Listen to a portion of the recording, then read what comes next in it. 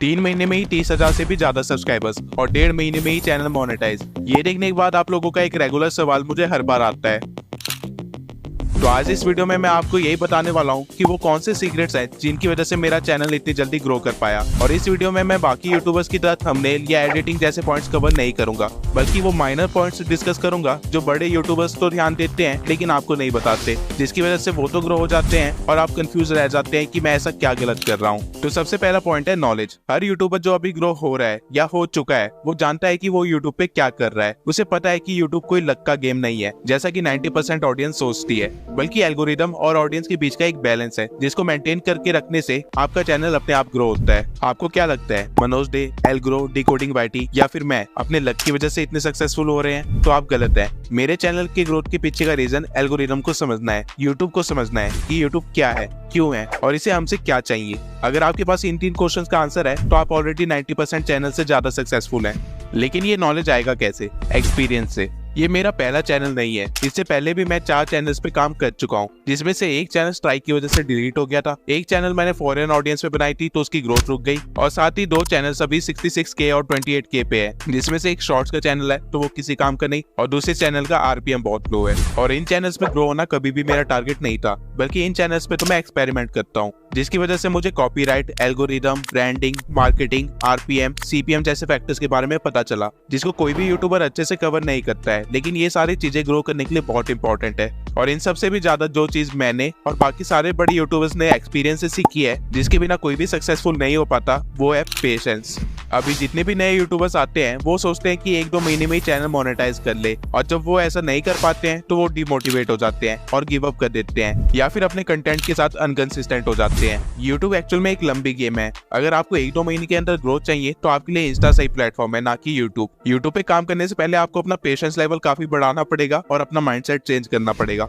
लेकिन अब आप कहेंगे कि मैंने भी तो अपना चैनल 2 महीने के अंदर ही ग्रो कर लिया, तो मैं ऐसा क्यों कह रहा हूँ? तो इसका रीजन ये है कि मैं यूट्यूब पे इसी माइंडसेट के साथ आया था कि मैं अगले 6 महीने सिर्फ अच्छा कंटेंट प्रोवाइड करूंगा। मुझे सब्सक्राइबर्स या फिर मोनेटाइजेशन की कोई भी लालच नहीं थी। एज अ रिजल्ट मैंने 1 महीने के अंदर सिर्फ 4 वीडियोस डाली और सारी वीडियोस पे सिर्फ 500 तक ही व्यूज आ रहे थे, अंटिल मैं 2 मराठी वाली वीडियो डाली जो कि सिर्फ 4 घंटे में 1000 व्यूज क्रॉस कर गई। लेकिन पॉइंट यहाँ पे ये है कि अगर मुझे अभी व्यूज नहीं आ रहे होते तो क्या मैं वीडियोस डालता? आंसर है कि मैं बिल्कुल डालता, बिना क्वालिटी में कोई भी कॉम्प्रोमाइज किए, क्योंकि मेरे एक्सपीरियंस से मुझे ये पता है कि यूट्यूब कई बार आपकी वीडियोस को रीच देने में 6 महीने का टाइम भी ले लेता है, और अगर आपने तब तक गिव अप कर दिया होगा तो आपका स्टार्ट करना ही बेकार हो जाएगा। आपको हमेशा 33 वीडियो रूल फॉलो करना चाहिए, जिसके अकॉर्डिंग जब तक आप अपने चैनल पे 33 वीडियोस अपलोड नहीं कर देते हैं आपको रुकना नहीं है, और इन सारी वीडियोस की क्वालिटी काफी अच्छी होनी चाहिए, और ये सारी वीडियोस या तो किसी ट्रेंडिंग टॉपिक पे होनी चाहिए या किसी नीड को फुलफिल कर रही होनी चाहिए। अब क्या एक्सपीरियंस और नॉलेज ही वो फैक्टर है जिसकी वजह से मैं इतनी जल्दी ग्रो कर पाया? तो आप गलत है, क्योंकि मेरे पास इस निश में कोई भी नॉलेज या एक्सपीरियंस नहीं था।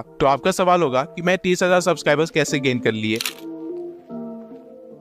इस नीश में एंटर होने से पहले मैंने पूरे 1 हफ्ते इस नीश को स्टडी किया, जहां मैंने Manoj Dey, Algrow, Step Grow, Decoding YT जैसे बड़े चैनल्स को स्टडी किया, और साथ ही साथ जो नए चैनल्स हर रोज क्रिएट हो रहे थे मैं उनको भी स्टडी कर रहा था। और एंड में मुझे एक परफेक्ट स्पॉट मिल गया इस नीश में एंटर करने के लिए। मुझे 1 हफ्ते की स्टडी के बाद ये पता चला कि एल्ग्रो अकेला काफी बड़ी ऑडियंस बेस होल्ड कर रहा था, और उसके गायब होने के बाद लोग नए यूट्यूबर्स को ट्राई कर रहे थे, जिसकी वजह से छोटे चैनल्स भी व्यूज ले पा रहे थे। और क्योंकि मुझे एल्गोरिदम की नॉलेज थी तो मुझे पता था कि किसी भी पुराने चैनल पे वीडियो डालने से ज्यादा बेहतर होगा कोई नया चैनल खोल के उस पे वीडियो डालूं। और इस नीश की एडिटिंग स्टाइल में भी काफी डिफरेंस था, तो अगर मुझे एक अच्छा कंटेंट बनाना था तो मुझे इस स्टाइल को अडेप्ट करना जरूरी था। और फिर मैंने 1 हफ्ते के अंदर ही यूट्यूब ट्यूटोरियल्स के थ्रू ये एडिटिंग स्टाइल सीख ली। अब पॉइंट यहाँ पे ये है कि अगर मैं एल्ग्रो या डिकोडिंग वाईटी या फिर नए चैनल्स को स्टडी नहीं करता तो मैं भी उन नए चैनल्स की तरह 2 दिन चलता और उसके बाद गायब हो जाता। मैंने इस नीश के एक्सपर्ट्स को देखा और उसके बाद फिर बिगिनर्स को देखा, जिससे मुझे पता चल पाया कि मुझे क्या करना है और क्या नहीं करना है। सारे यूट्यूबर्स आपको ये सिखाते हैं कि क्या करना है, लेकिन आपको ये कोई नहीं बताता कि क्या नहीं करना है, जिसकी वजह से आप सभी लोग सेम मिस्टेक्स करते हो और आपका चैनल नहीं चल पाता।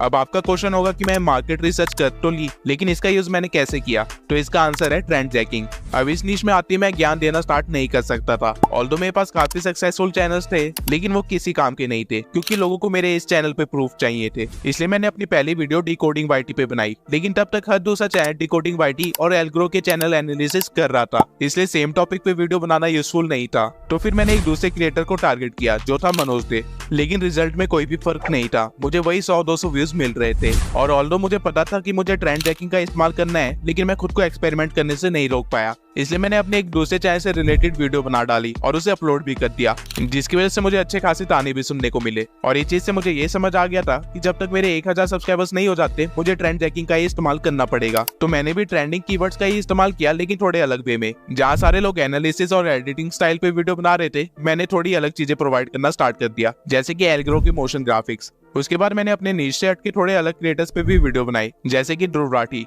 और वो वीडियो एक सक्सेस थी मेरे चैनल के लिए। और इसी वीडियो की वजह से मुझे 10,000 सब्सक्राइबर्स भी गेन हुए और मेरा चैनल भी मोनेटाइज हो गया। अब ऐसी एक सडन ग्रोथ एक ना एक बार हर चैनल को मिलती है, लेकिन आगे आपको सेम ग्रोथ मिलेगी या नहीं मिलेगी, ये इस बात पर डिपेंड करता है कि आपने इस ग्रोथ को किस तरह इस्तेमाल किया। अब मेरा चैनल ध्रुव राठी के कीवर्ड पे रैंक कर रहा था, इसलिए मेरे लिए ध्रुव राठी से रिलेटेड वीडियोस बनाना इंपॉर्टेंट हो गया था। और ये चीज मेरे लिए काफी फायदेमंद भी रही और उससे ज्यादा नुकसानदायक भी। और ये कैसे हुआ, ये मैं अभी बताता हूँ। जब मुझे ध्रुव राठी के नाम पे व्यूज आ रहे थे, तो मैंने सर्च किया कि लोग ध्रुव राठी से रिलेटेड किस चीज को देखना पसंद कर रहे हैं, और मुझे पता चला कि काफी सारे लोग ध्रुव राठी जैसी एडिटिंग करना चाहते हैं अपने फोन में। तो मैंने पूरा एक हफ्ता लगाया ये तरीके ढूंढने में कि ध्रुव राठी जैसी एडिटिंग फोन में कैसे करे, और मैंने एक अच्छी क्वालिटी में वीडियो बना के अपलोड कर दी। जिसके बाद मुझे और डिमांड्स आने लगी ध्रुव राठी से रिलेटेड वीडियोस बनाने के लिए, और मैंने इन डिमांड्स को कंप्लीट भी किया, जिसकी वजह से मेरे सब्सक्राइबर्स तो इंक्रीज हो गए थे, लेकिन अब मेरा चैनल बहुत जल्दी डेड होने वाला था, क्योंकि मैंने चैनल यूट्यूब ट्रिक्स से रिलेटेड टॉपिक के लिए खोला था। लेकिन अब मेरी ऑडियंस ध्रुव राठी की थी, बजाय डिकोडिंग वाईटी या एल्गोरो के। और ठीक यहीं पे 80% यूट्यूबर्स गलती करते हैं, जिसकी वजह से उनका चैनल बहुत जल्दी डेड हो जाता है। वो एक ही कीवर्ड पे बार बार कंटेंट बनाते हैं, जिनकी वजह से उनका नीश ही चेंज हो जाता है, जिसे वो मेंटेन नहीं कर पाते हैं। और जब वो पुरानी नीश से रिलेटेड कंटेंट डालते हैं, तो वो नहीं चलता है, क्योंकि उनकी ऑडियंस बेसिक किसी और नीश की बन चुकी होती है। अब मुझे पता था कि मेरे साथ भी यही होने वाला है, इसलिए बीच बीच में मैं अलग अलग टॉपिक्स पे भी वीडियो बनाते रहता था, जिसकी वजह से नीश तो चेंज नहीं हुई, इवन मैं ध्रुव राठी की ऑडियंस को भी अपनी ऑडियंस में कन्वर्ट कर लिया।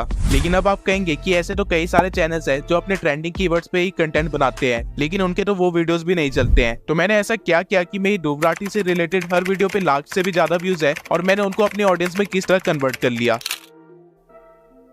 किसी भी चीज की वैल्यू तब होती है जब उसकी रिक्वायरमेंट हो। मैं अपनी हर वीडियो के एंड में अपनी ऑडियंस से एंगेज करता हूँ और उनको बताता था कि मैं इस वीडियो में इस पॉइंट को कवर नहीं कर पाया, तो क्या उनको उस पॉइंट पे एक अलग से वीडियो चाहिए, जिसके रिस्पॉन्स पे मैं अपना अगला कंटेंट बनाता था। अब वो वीडियोस वैसे भी मुझे अपने चैनल्स के लिए बनानी होती थी, लेकिन मैं हमेशा पहले अपनी ऑडियंस से पूछता था और उसके बाद मैं एक साइकोलॉजिकल गेम खेलता था। जब मेरी ऑडियंस ध्रुव राठी से रिलेटेड वीडियो का वेट कर रही होती थी, तब मैं अलग अलग टॉपिक्स पे वीडियो क्रिएट करता था, जिसकी वजह से उनके अंदर की नीड और भी ज्यादा बढ़ने लगती थी, और उनको मेरे चैनल पे कुछ और देखने को नहीं मिलता था, तो वो मेरी नई अपलोडेड वीडियो ही देख लेते थे। इससे हो ये रहा था कि मैं कर वही रहा था जो मुझे करना है, लेकिन इस बार मैं अपनी ऑडियंस की परमिशन लेके वो चीजें कर रहा था, और उनको लग रहा था कि मैं उनके अकॉर्डिंग वर्क कर रहा हूँ, जिसके कारण मेरे ऑडियंस के बीच में एक ट्रस्ट बिल्ड हो गया। और यही रीजन है कि मैं ध्रुव राठी वाली सीरीज खत्म कर दी, लेकिन तभी उन लोगों ने मुझे अनसब्सक्राइब नहीं किया, और इवन अब वो मेरी नई वीडियोस भी देखते रहते हैं, क्योंकि जब वो ध्रुव राठी से रिलेटेड वीडियोस का वेट कर रहे थे, तब मैंने उनको यूट्यूब ट्रिक से रिलेटेड वीडियोस दिखाई, जिसकी वजह से उनके दिमाग में अब इस चीज के लिए भी नीड क्रिएट हो गई है,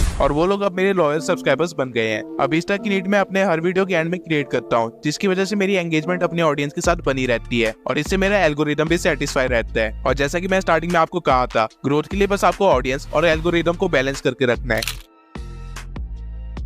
अब मार्केट रिसर्च करने के बाद और अपने एक्सपीरियंस से मुझे एक चीज समझ आ गई थी, अगर आपके पास एक एज नहीं है तो आप कभी भी लंबा नहीं टिकोगे। अब ये एज क्या होता है? एज का मतलब होता है कोई भी ऐसी एक खास चीज या टेक्निक जिसकी वजह से आप अपने कॉम्पिटिटर से अलग हो जाते हैं, या फिर जिसकी वजह से लोग आपको रिकॉग्नाइज करे।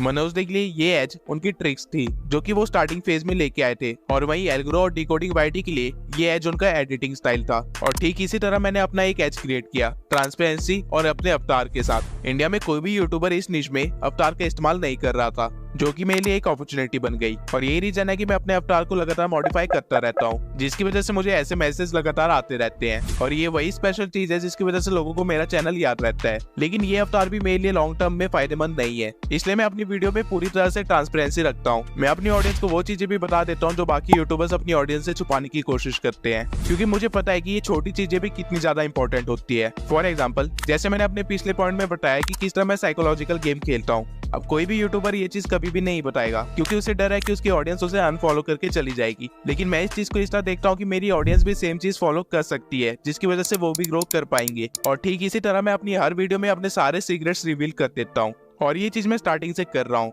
जैसा कि मैंने अपनी पहली वीडियो में ही बता दिया था कि मैंने कौन सी ट्रिक इस्तेमाल की अपनी पहली वीडियो को ही वायरल करने के लिए। अगर आपने अभी तक वो वीडियो नहीं देखी है तो अभी जाके उस वीडियो को जरूर देखें, आपको सारी चीजें समझ आने लग जाएगी।